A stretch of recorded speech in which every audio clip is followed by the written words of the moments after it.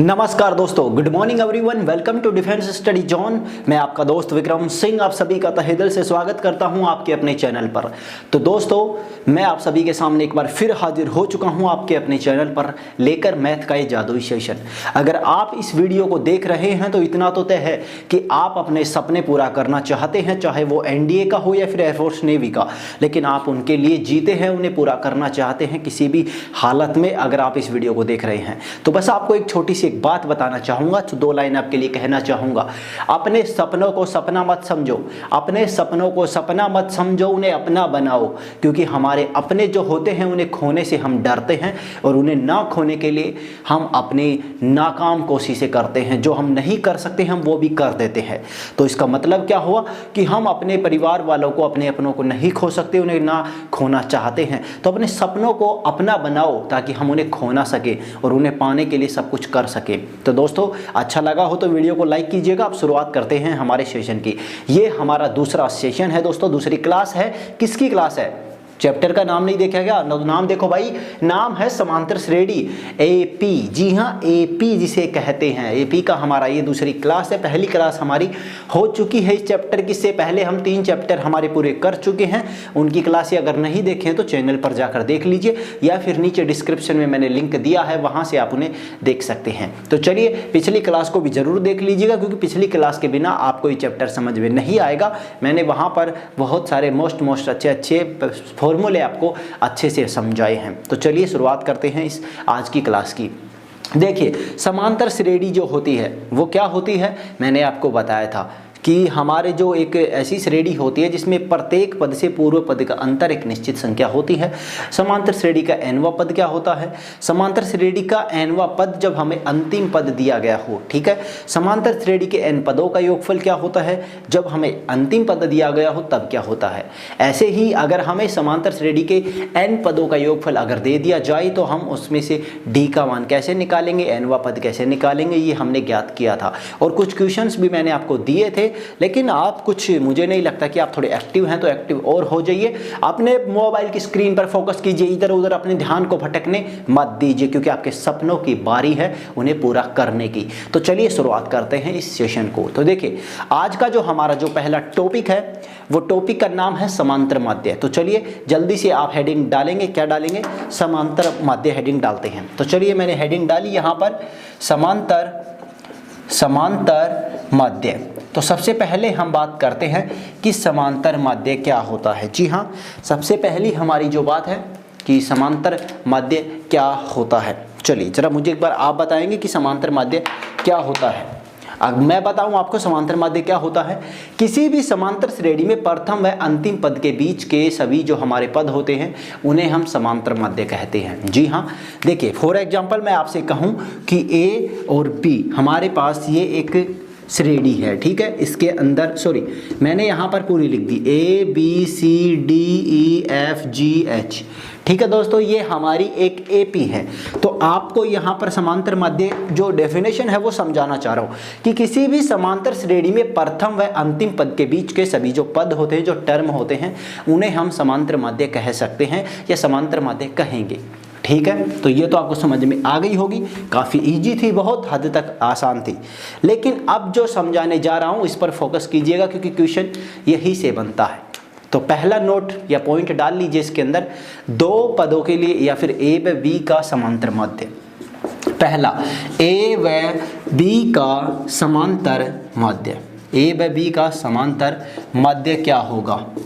तो चलिए बिल्कुल सामने फोकस रखिए बोर्ड पर, ए व बी का समांतर माध्य क्या होगा। अगर आपको ए व बी 2 नंबर दे दे कि इनका समांतर माध्य ज्ञात कीजिए, तो कैसे निकालेंगे? बिल्कुल आसान है, a प्लस बी बटा 2। जी हाँ, a प्लस बी बटा 2 हमारा इनका समांतर माध्य होगा। बहुत आसान है। चलिए नेक्स्ट दूसरा पॉइंट की बात करें तो आपको कोई वो समांतर श्रेणी दे देगा। यहाँ पर मान लीजिए उसने आपको दे दिया यहाँ पर उसने दे दिया A1, A2, A3, A4 tense to AN। जी हाँ, आपको उसने एक समांतर श्रेणी दे दी, एक AP आपको दे दी, और आपसे उसने कहा कि आप इसका समांतर माध्य ज्ञात करो। तो कैसे करेंगे? सोचिए जरा। चलिए मैं बताता हूँ कैसे करेंगे। आपके लिए बहुत आसान तरीका है। सबसे पहले हमारी समांतर जो श्रेणी है इसके पदों को जोड़ दीजिए, a1 plus a2 plus a3 plus tens 2 plus an। हमारी जो समांतर श्रेणी है उसके कुल पदों को जोड़ दीजिए और जितने उसमें पद हैं उतने का उसमें भाग दे दीजिए। जी हाँ, n पद है इसमें तो हमने n का इसमें भाग दे दिया। तो ये हो गया हमारे इस समांतर श्रेणी के जो समांतर माध्य है वो हम इस तरीके से ज्ञात कर सकते हैं। तो देखिए एक बार वापस इसे थोड़ा सा रिपीट करता हूँ, फोकस कीजिएगा सामने। समांतर माध्य क्या होता है? किसी भी समांतर श्रेणी के प्रथम व अंतिम पद के बीच के सभी पदों को समांतर माध्य कहते हैं। समांतर माध्य ए व बी का समांतर माध्य हम कैसे ज्ञात कर सकते हैं? a प्लस बी बटा 2। फॉर एग्जाम्पल के लिए आपको कहूँ मैं यहाँ पर कि 11 व 22 का समांतर माध्य ज्ञात कीजिए। 11 व 22 का समांतर माध्य ज्ञात कीजिए तो क्या होगा? 11 प्लस 22 बटा 2, तो यहाँ पर हो जाएगा हमारा 33 बटा 2 हो जाएगा।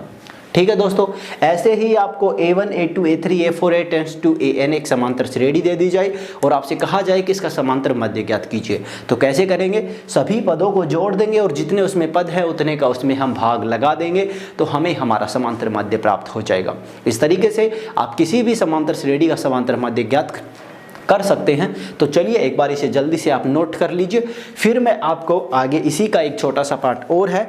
हमने समांतर माध्य तो ज्ञात किया, लेकिन आपसे वो कहे कि इतने व समांतर माध्य या फिर किसी दो नंबर के बीच में इतने समांतर माध्य प्रविष्ट कीजिए, एंटर कीजिए, वो कैसे कर सकते हैं वो आप जानेंगे आगे। तो जल्दी से एक बार इसे नोट कर लीजिए, फिर मैं आपको इसके कुछ क्वेश्चंस भी करवाने वाला हूं दोस्तों। तो चलिए जल्दी से आप इसे नोट कर लीजिए एक बार।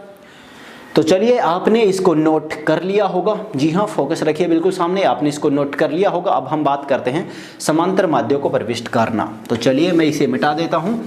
तो अब आप हेडिंग क्या डालेंगे? हेडिंग यही रहने दीजिए, बस इसका तीसरा पॉइंट डाल दीजिए। ठीक है, तीसरा पॉइंट क्या है वो डाल दीजिए यहाँ पर। तीसरा पॉइंट है हमारा ए व बी के मध्य n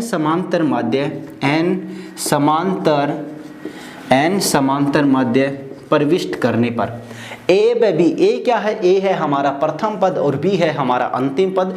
इन दोनों के बीच हमें n समांतर माध्य प्रविष्ट कराने हैं, एंटर कराने हैं। तो हम कैसे करेंगे प्रविष्ट करने पर। तो चलिए कैसे करने वाले हैं, बहुत ही आसान है, इतना आपको बताना चाहूँगा। अगर वीडियो आपको अच्छा लगे तो दोस्तों इसे लाइक भी कीजिएगा, शेयर कीजिएगा अपने दोस्तों के साथ, और चैनल पर पहली बार हैं तो इसे सब्सक्राइब कर लीजिए और बेल आइकन को दबा लिए, क्योंकि रोजाना सुबह 10 बजे मैं आप लोगों के लिए ये एक अच्छा सा मैथ का एक सेशन लेकर आता रहता हूँ और बहुत जल्द आपके लिए और भी सेशन लेकर आते रहेंगे, और भी आपके जो टीचर्स हैं वो। तो चलिए देखते हैं कैसे हम एंटर करवा सकते हैं समांतर माध्यों को। सबसे पहले हमने a और b लिखा हमारा। ठीक है दोस्तों, ये a हो गया, वो b हो गया। इसके बीच में हमें n समांतर माध्य प्रविष्ट कराने हैं। ये हो गया a1 a2 a3 tense to an। देखिए हमने इसके बीच में n समांतर माध्य प्रविष्ट करवा दिए। पहला समांतर माध्य a1, दूसरा a2, तीसरा a3, an व an समांतर माध्य। बहुत आसान है। कैसे है देखिए आगे। ये हमारी क्या है? एक AP है। क्या है? एक AP है दोस्तों। समांतर माध्य n हमने प्रविष्ट करवाई, लेकिन आप यहाँ पर एक चीज नोट करेंगे जल्दी से। देखिए यहाँ पर हमारा जो दूसरा जो पद है A1 समांतर माध्यों की श्रेणी का प्रथम पद है, हमारा प्रथम समांतर माध्य है, और ये हमारी समांतर श्रेणी का दूसरा पद है। ठीक है, तो अगर हम बात करें समांतर श्रेणी का व्यापक रूप क्या होता है, वो होता है हमारे पास a plus d a plus 2d tends to a plus n minus 1 into d। इस प्रकार से हमारी समांतर श्रेणी का व्यापक पद होता है। ठीक है, तो वो व्यापक पद अगर हम इस पे लगाते हैं तो देखिए कैसे होगा। हमारा पहला पद क्या है? a है, ओके नो प्रॉब्लम। दूसरा पद क्या है? a1, तो a1 क्या होगा? a plus d। तीसरा पद a2, तो a2 होगा a प्लस 2d, और a3 क्या है हमारा? a plus 3d। चौथा पद है ये।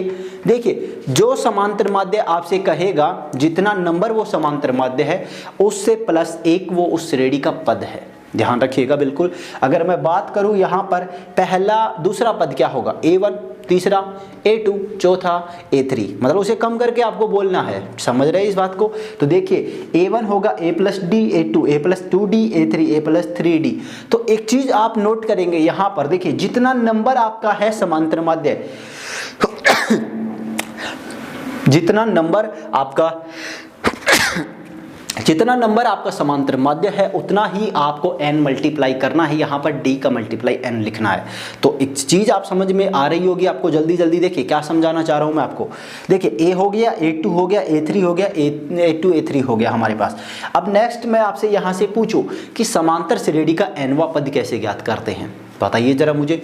बिल्कुल आसान सा सूत्र है हमारे पास, Tn बराबर a plus n minus 1 into D होता है। ठीक है दोस्तों, अगर हमें अंतिम पद L दे दिया जाए तब क्या होता है, तब हमारे पास जो Tn है उसकी जगह हम L लिख देते हैं। क्या लिख देते हैं? L लिख देते हैं अंतिम पद होने पर। हमारे पास तो L दिया गया है, B है इसका अंतिम पद। तो चलिए कैसे करेंगे इसे हमने लिखा B बराबर a plus n minus 1 into D. लेकिन एक चीज आपने नोट नहीं की। क्या नोट नहीं किया? देखिए हमने कितने समांतर माध्य प्रविष्ट किए, n, और दो पद हमारे पास पहले से थे A और B, तो कुल कितने पद हो गए? n plus 2। कितने हो गए दोस्तों? n plus 2। तो हमारा n की वैल्यू हम क्या लिखेंगे यहाँ पर? n plus 2। तो वापस रखेंगे, ये हो गया B, A को इधर भेजा माइनस, A बराबर n plus 2 minus 1 into D. तो ये हमारा हो जाएगा n प्लस 1 इंटू डी। जी हाँ, n प्लस 1 इंटू डी। तो यहाँ से हमारी d की वैल्यू क्या आएगी? b minus a upon n plus 1। तो दोस्तों समझने की कोशिश कीजिएगा, मैं आपको क्या समझाना चाह रहा हूँ, इस चीज़ पर एक बार फोकस कीजिए वापस। देखिए हमने सबसे पहले बात की समांतर माध्यों की। समांतर माध्य क्या होते हैं? समांतर श्रेणी के प्रथम व अंतिम पदों के बीच के पदों को समांतर माध्य कहते हैं। Okay done. उसके बाद में दो संख्याएं a व b के बीच समांतर माध्य, a व b का समांतर माध्य क्या होगा? a प्लस b बटा 2। ठीक है, किसी भी समांतर श्रेणी का समांतर माध्य क्या होगा? उस समांतर श्रेणी को जोड़ दो जितने उसमें पद हैं और उतने का उसमें भाग दे दो, हम उसका समांतर माध्य निकाल लेंगे। लेकिन अगर वो आपसे कहे कि आपको a व b के बीच n समांतर माध्य प्रविष्ट करने हैं तो आप कैसे करेंगे? या आपसे वो क्वेश्चन पूछे कि a व b के बीच 10 समांतर माध्य प्रविष्ट करो और 7वां समांतर माध्य ज्ञात करो, तो कैसे करेंगे आप? इस टाइप के जितने भी क्वेश्चन बनते हैं वो इसी टॉपिक से क्लियर होंगे। सो बोर्ड पर फोकस रखिएगा, इधर उधर ध्यान मत दीजिएगा, क्योंकि यहाँ से क्वेश्चन आने की संभावना बहुत ज़्यादा होती है।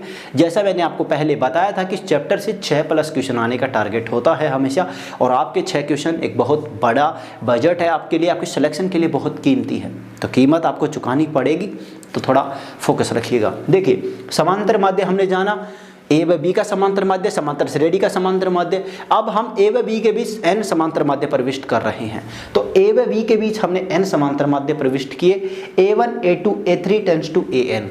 ठीक है दोस्तों, ये एक समांतर श्रेणी ही है। तो देखिए यहाँ पर हमारा दूसरा पद क्या होगा? a1 a प्लस डी, तीसरा पद a2 बराबर a प्लस 2d, चौथा पद है a3 a प्लस 3d होगा। तो इसका आप समझने की कोशिश करेंगे तो यहाँ पर आपको जो वह समांतर माध्य, जितने वह समांतर माध्य निकालना है उसको आपको a प्लस nd लिख देना है। ठीक है, आपसे 10वां समांतर माध्य पूछे तो a प्लस 10d, अगर आपसे वो उस श्रेणी का 10वां पद पूछे तो a प्लस 9d एक कम करके आपको लिखना है। ठीक है दोस्तों, ये आप समझ गए। यहाँ से ये हमारे पास एक समांतर श्रेणी है पूरी की पूरी। इस समांतर श्रेणी का nवां पद हम कैसे ज्ञात कर सकते हैं? सूत्र होता है Tn बराबर a plus n minus 1 into D. अगर हमें अंतिम पद दिया जाता है तो हम कैसे निकालते हैं?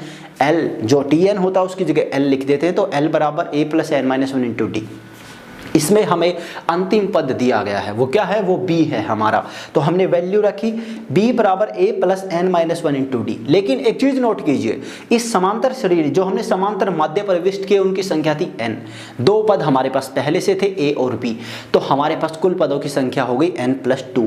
तो n प्लस 2 हमने n की जगह रख दिया, तो हमारा इस पे मान निकल के आता है d का मान, जो सार्व अंतर है उसका मान निकल के आता है b माइनस a बटा n प्लस 1। तो इस मान को आपको याद रखना है, क्योंकि इसके बिना आप कुछ भी नहीं कर सकेंगे।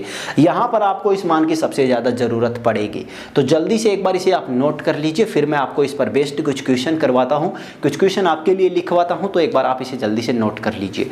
तो चलिए जल्दी से आप इसे नोट करेंगे, जल्दी जल्दी। तो चलिए आपने इसका स्क्रीनशॉट ले लीजिए, सबसे बेहतर होगा, या वीडियो को डाउनलोड कर लीजिए और भी बेहतर होगा, या फिर आप वीडियो को पुश करके नोट कर सकते हैं। तो चलिए अब मैं इसे मिटा देता हूँ। तो देखिए अब हम बात करने वाले हैं इनके कुछ क्वेश्चंस की। क्वेश्चन हमारे बहुत अच्छे अच्छे क्वेश्चन बनते हैं यहाँ से, तो किस टाइप के क्वेश्चन बनते हैं वो अब मैं आपको समझाने की कोशिश करूँगा थोड़ा सा। तो चलिए आप बिल्कुल बोर्ड पर फोकस रखिए, मैं क्वेश्चन लिखता हूँ आपके लिए। पहला क्वेश्चन है हमारा 17 तथा 35 का समांतर माध्य। 17 तथा 35 का समांतर माध्य, समांतर माध्य। देखिए सामने फोकस रखिए बोर्ड पर, जो क्वेश्चन मैं आपके लिए लिख रहा हूँ उन क्वेश्चंस को नोट कीजिए और उनका आंसर जल्दी से निकाल कर मुझे कमेंट बॉक्स में आंसर बताइए। जब तक मैं नेक्स्ट क्वेश्चन लिखूँ आपका आंसर मुझे मिल जाना चाहिए कमेंट बॉक्स में। तो चलिए नेक्स्ट क्वेश्चन है आपका, नेक्स्ट जो क्वेश्चन है 1 2 3 4 और ये n तक है। आपको इसका समांतर माध्य ज्ञात करना है। क्या ज्ञात करना है? समांतर माध्य ज्ञात करना है। जी हाँ, इस जो समांतर श्रेणी है आपकी प्राकृत संख्याओं की, आपको इसका समांतर माध्य ज्ञात करना है। अगला है 28 तथा 10 के मध्य 11 समांतर माध्य प्रविष्ट करो। 18 तथा 10 के मध्य 18 तथा 10 के मध्य 11 समांतर माध्य प्रविष्ट करो। आपको एंटर करवाने हैं 11 समांतर माध्य। 18 तथा 10 के मध्य 11 समांतर माध्य प्रविष्ट करो तथा 7वां समांतर माध्य ज्ञात करो, तथा 7वां समांतर माध्य ज्ञात करो।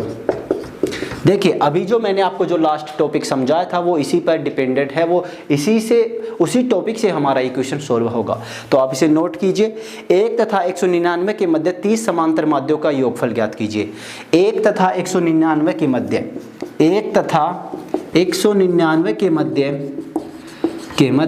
30 समांतर माध्यों का योगफल ज्ञात कीजिए, योगफल ज्ञात कीजिए। तो चलिए जल्दी से चारों के चारों क्वेश्चन को नोट कर लीजिए। मुझे आंसर कमेंट बॉक्स में बताना है आप सभी को। अगर क्वेश्चन आपको नहीं आता है तो आप नीचे दिए गए मेरे WhatsApp group discuss with Vikram Singh को ज्वाइन कर सकते हैं और वहां पर मेरे साथ फ्री में डिस्कस कर सकते हैं। देखिए पहला 17 तथा 35 का समांतर माध्य, ए व बी का समांतर माध्य कैसे निकालते हैं? a + b/2, खेल खत्म। नेक्स्ट 1 2 3 4 n का समांतर माध्य कैसे ज्ञात करेंगे? प्राकृत संख्याओं की समांतर श्रेणी। इस श्रेणी का जो योगफल होता है, इन पदों का योग होता है, वो क्या होता है? वो होता है हमारे पास n × n + 1/2 होता है। तो आप ये योगफल याद रखिएगा, बटा n कर दीजिएगा, ठीक है। नेक्स्ट 18 तथा 10 के मध्य 11 समांतर माध्य प्रविष्ट कीजिए। तो 11 समांतर माध्य पहले आप प्रविष्ट कर देंगे, ठीक है। फिर आपको 7वां समांतर माध्य ज्ञात करना है। तो 7वां समांतर माध्य क्या होगा? a7। तो ये हमारे पास हो जाएगा a + 7d, ठीक है। आपको केवल d की वैल्यू निकालनी है, a की वैल्यू आपको दी गई है। नेक्स्ट 1 तथा 199 के मध्य 30 समांतर माध्य कैसे निकालेंगे?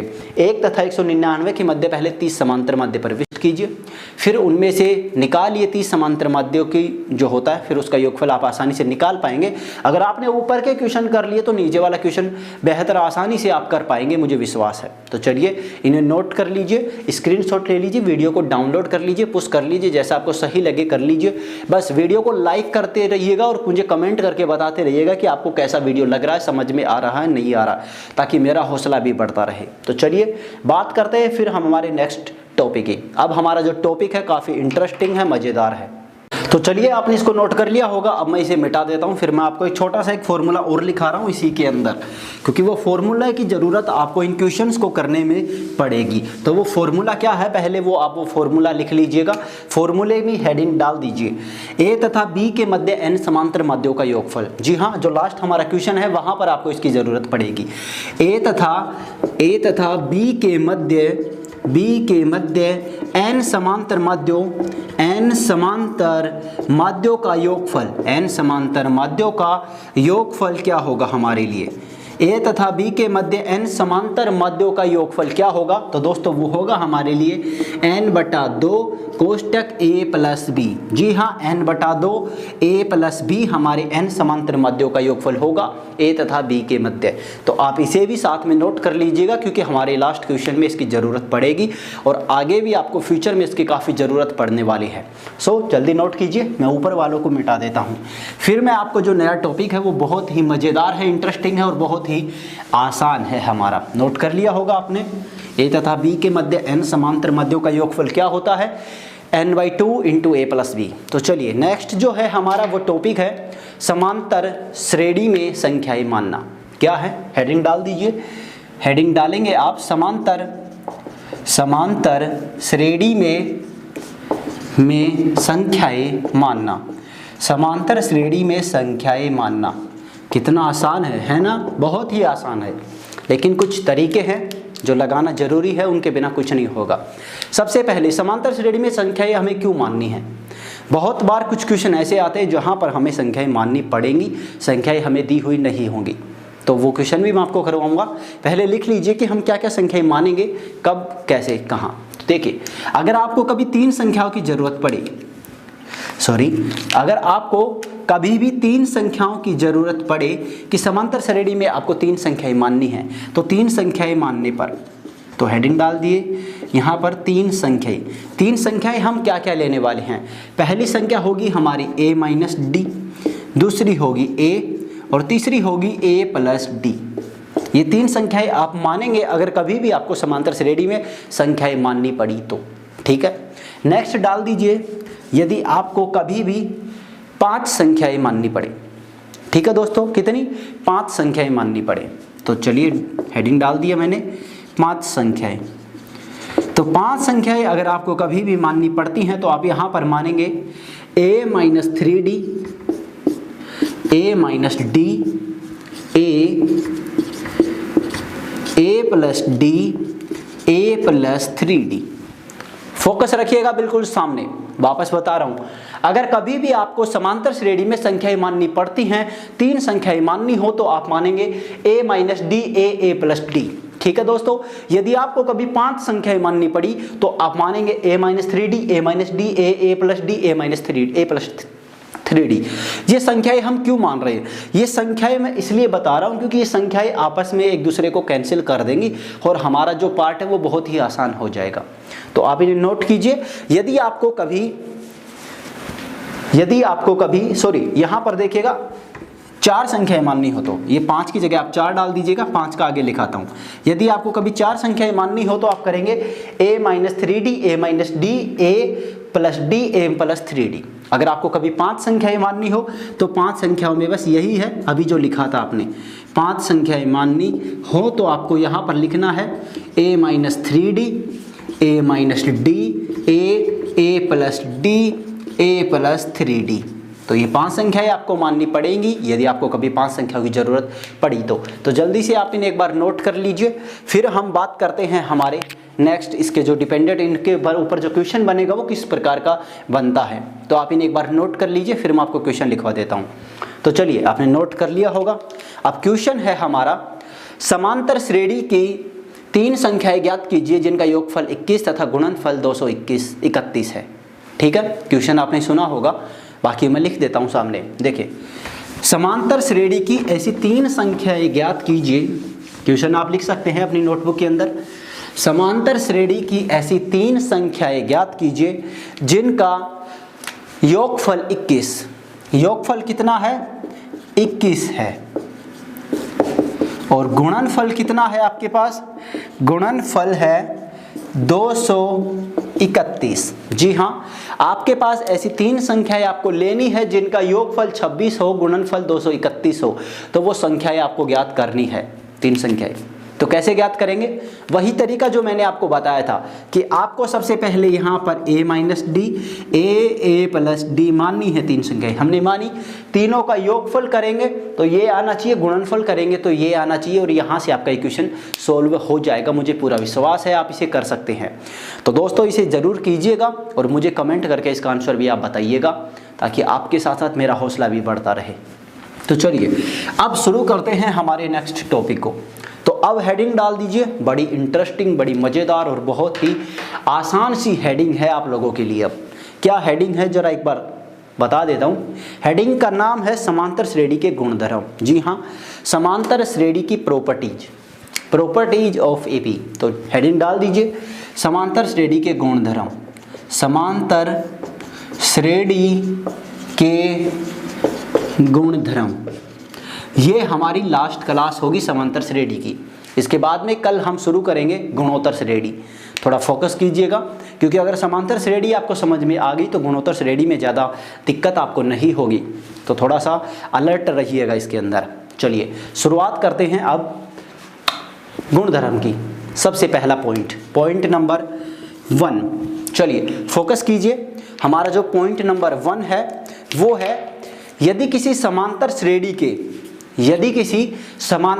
के प्रत्येक पद में, सुनिएगा मैं लिखवाऊंगा नहीं, आपको केवल सुनना है। यदि किसी समांतर श्रेणी के प्रत्येक पद में किसी निश्चित संख्या को जोड़ा जाता है या घटाया जाता है तो हमें उसी सार्व अंतर की एक समांतर श्रेणी प्राप्त होती है। वापस बता रहा हूँ, यदि किसी समांतर श्रेणी के प्रत्येक पद में किसी निश्चित संख्या को जोड़ा जाता है या घटाया जाता है तो हमें निश्चित सार्व अंतर की या उसी सार्व अंतर की समांतर श्रेणी प्राप्त होती है। ओके, पहला पॉइंट क्लियर हो गया। चलिए हेडिंग डाल दीजिए दूसरा जो पॉइंट है वो है यदि हमारे पास हमारा p वा पद q हो। यदि आपको कहा जाए कि p वा पद q तथा q वा पद p हो तो p प्लस q वा पद क्या होगा। थोड़ा इंटरेस्टिंग है, तो आप हेडिंग लिख दीजिए यदि p वा पद q तथा q वा पद p हो तो, यदि p वा पद q तथा q वा पद p हो तो हमें ज्ञात करना है t of p plus q। If tp equals to q and tq equals to p हमारे पास दिया गया है। तो चलिए हाँ, इतना बता दूं, आपको इक्वेशन सभी बुकों में देखने के लिए मिलेगा, चाहे वो लूसेंट हो चाहे वो कोई भी बुक हो, सभी में इक्वेशन आपको मिलेगा, क्योंकि इक्वेशन बहुत इंपॉर्टेंस रखता है। इस टाइप के क्वेश्चन काफ़ी बार पूछे जा चुके हैं, इनसे रिलेटेड क्वेश्चन बहुत बार पूछे जा चुके हैं। तो हमारा p प्लस q की वैल्यू कितनी होगी, तो p प्लस q की वैल्यू हमारे पास होगी यहाँ पर 0। हमारे p प्लस q व पद होगा 0। दूसरा, अगर आपसे यहाँ पर पूछे कि n वा पद क्या होगा तो ये होगा p plus q minus n। दो चीज़ें मैंने आपको लिखवाई है, फोकस कीजिएगा और नोट कर लीजिए, याद कर लीजिए। यदि आपको कहा जाए कि किसी समांतर श्रेणी का p वा पद q है और q वा पद p है तो उसका p प्लस q वा पद क्या होगा, शून्य होगा। n वा पद क्या होगा, p plus q minus n होगा। तो जल्दी से आप इसे नोट करेंगे, बेहतर आपको समझ में आ गया होगा, तो इसे एक बार इसे नोट कर लीजिए। फिर हम बात करते हैं नेक्स्ट हमारा। चलिए नोट आपने कर लिया होगा। अब थर्ड पॉइंट मैं आप सभी के सामने लिखता हूं, इसी टाइप का है थर्ड पॉइंट भी। थर्ड पॉइंट है हमारा दोस्तों, यदि आपको कहा जाए कि आपका p वा पद 1/q तथा q वा पद 1/p हो तो, मैं इसको शॉर्ट में लिख रहा हूं, पूरी हिंदी आप लिख सकते हैं। यदि किसी समांतर श्रेणी का p वा पद 1/q तथा q वा पद 1/p हो तो वो आपसे पूछे कि यह t ऑफ pq पद क्या होगा। pq पद क्या होगा हमारा, तो इस पद का मान होगा 1। चलिए नोट कर लीजिए जल्दी से। यदि p वा पद 1/q तथा q वा पद 1/p हो तो pq वा पद हमारा क्या होगा, ये होगा हमारा 1 दोस्तों। चलिए नोट कर लीजिए जल्दी से। इसी तरह अगर आपसे इसी में कुछ थोड़ा सा और बदलाव करके पूछा जाए, ठीक है, इसी के अंदर कि p वा पद 1/q और q वा पद 1/p हो तो pq पद हमारा क्या होगा, 1 होगा। और यदि वो आपसे पूछ ले कि pq पदों का योगफल क्या होगा, क्या होगा, pq पदों का योगफल क्या होगा, तो यहाँ पर हम लिखें यदि s of pq equals to क्या होगा, क्या हो सकता है ये हमारा होगा 1/2 pq प्लस 1, 1/2 pq प्लस 1। जी हाँ, आप इसे भी नोट कर लीजिए। ये दोनों आपको याद रखने हैं। मैं एक एक पॉइंट में आपको दो दो चीजें समझाने की कोशिश कर रहा हूं ताकि ज्यादा पॉइंट हमारे पास ना बन करने के लिए। समझ रहे हैं?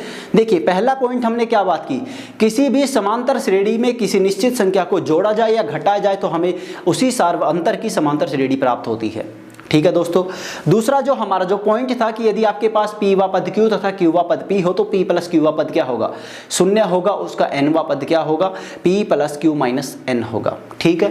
तीसरा पद है यदि p वा पद 1/q हो तथा q वा पद 1/p हो तब हमारे पास pq वा पद कौन सा होगा, 1 होगा, और pq पदों का योगफल क्या होगा, 1/2 pq प्लस 1 होगा। इन्हें नोट कीजिए, याद कीजिए, समझ लीजिए, रट लीजिए, जो बेहतर लगे कर लीजिए, क्योंकि इनके बिना कुछ नहीं है मेरे भाई। चलिए नोट कीजिए, और वीडियो अच्छा लग रहा हो तो लाइक भी कर दीजिए, शेयर करते रहिएगा अपने दोस्तों के साथ। चलिए जल्दी जल्दी नोट कीजिए, फिर मैं आपको बात करते हैं हमारे नेक्स्ट कुछ पॉइंट्स की ओर। चलिए थोड़ा सा जब मैं साइड में होता हूं तो आप स्क्रीनशॉट ले सकते हैं इसका, क्योंकि साइड में जाने के बाद कैमरा मुझ पे फोकस नहीं कर पाता तो थोड़ा ब्लैक हो जाता है। ठीक है, तो आप स्क्रीनशॉट ले लीजिएगा उस टाइम पे। तो चलिए तीसरा हमारा पॉइंट हो गया है। अब बात करते हैं हमारे चौथे पॉइंट की।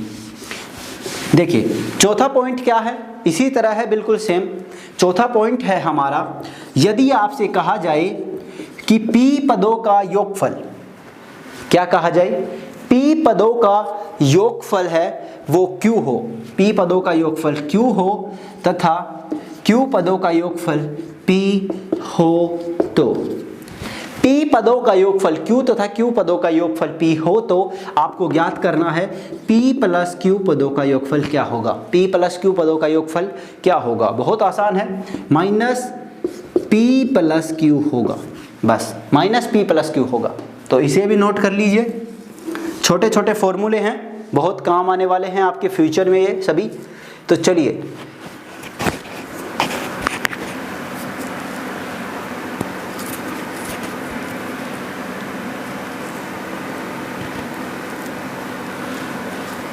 हाँ, तो आपने नोट कर लिया होगा इसको। अब बात करते हैं नेक्स्ट पॉइंट की।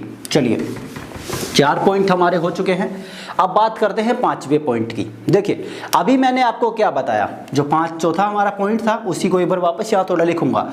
यदि हमारे पास p पदों का योगफल q हो एंड q पदों का योगफल p हो तो p हो तो हमने p प्लस q पदों का योगफल क्या निकाला, माइनस p प्लस q। लेकिन आपसे यहाँ पर कह दे हो तथा कि इनका योगफल ये है तथा s ऑफ p बराबर s ऑफ q, कि p पदों का योगफल q पदों के योगफल के बराबर है, तो आप p प्लस q पदों का योगफल ज्ञात कीजिए। तो p प्लस q पदों का योगफल क्या होगा। देखिए मैंने कुछ एक कंडीशन अप्लाई की है छोटी सी बस। देखिए क्वेश्चन पूरा का पूरा वही है कि p पदों का योगफल q है और q पदों का योगफल p है, लेकिन अब दोनों का योगफल समान हो चुका है। तो p प्लस q पदों का योगफल क्या होगा, ये होगा 0 दोस्तों। क्या होगा, 0 होगा। तो आप जल्दी से इसे नोट कर लीजिए, और यहाँ पर खत्म हो जाता है हमारी समांतर श्रेणी का एक पार्ट। जी हाँ, समांतर श्रेणी का हमारा पोर्शन यहाँ पर खत्म हो जाता है। देखिए हमारी 2 क्लासें हो चुकी है समांतर श्रेणी की, कल की पिछली क्लास और आज की क्लास। तो आप दोनों क्लासों को देखें और इसके नोट्स बनाए। बेहतर आप अगर सही तरीके से अच्छे से नोट्स बनाते हैं तो आपके 2 पेज में समांतर श्रेणी खत्म हो जाएगी, 2 पेज में गुणोत्तर श्रेणी और 1 पेज में हरात्मक श्रेणी। 5 पेज में पूरा चैप्टर खत्म और 5 पेज में 6 क्वेश्चन बिल्कुल सही लेकर जाएंगे आप। तो मेरा विश्वास रखिएगा, नोट्स बनाते रहिएगा, प्रैक्टिस करते रहिएगा। वीडियो को लाइक कीजिए, कमेंट कीजिए, शेयर करते रहिए अपने दोस्तों के साथ, क्योंकि कल सुबह 10 बजे मैं वापस हाजिर हो जाऊंगा लेकर आपका नेक्स्ट पार्ट। और आपको इसी के साथ बता दूं कि कल की आपकी इसकी क्लास के बाद आपको पूरे समांतर श्रेणी का एक वीडियो भी देने की कोशिश करूंगा बहुत जल्द, तो उसको भी आप देखिएगा। तो चलिए मिलते हैं फिर हमारी नेक्स्ट क्लास में। आज के लिए इतना ही। जय हिंद, जय भारत दोस्तों। मिलते हैं नेक्स्ट क्लास में। वीडियो को लाइक कीजिए, शेयर कीजिए, कमेंट कीजिएगा। अपने सपनों के लिए किसी भी चीज से आप साझेदारी मत कीजिए, क्योंकि आपके सपने हैं वो आपको आगे लेके जाने वाले हैं और आप उड़ने वाले हैं। तो तैयार हो जाइए मेरे साथ करने के लिए अपने सपनों को पूरा। जय हिंद, जय भारत।